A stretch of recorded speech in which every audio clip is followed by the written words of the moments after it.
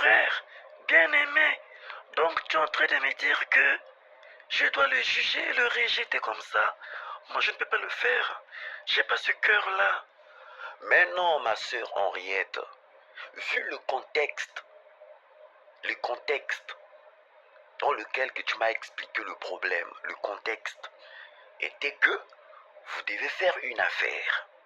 Et toi, tu as déboursé des sous. Et lui, il n'a pas respecté ses engagements. Je parle en résumant. Il n'a pas respecté ses engagements. Donc, il t'a fait perdre du temps.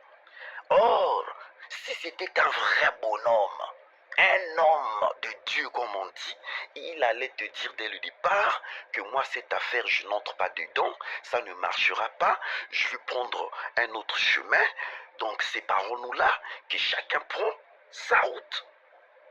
Comme ça il n'y a pas de problème. Or quand il te dit demain, après-demain, demain, après-demain, c'est là où on voit l'enfant du diable.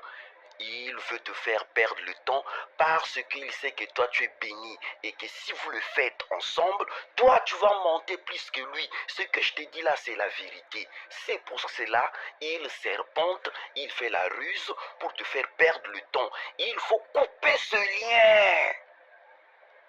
Un traître te trahira toujours, vu le contexte dans lequel que tu m'as expliqué.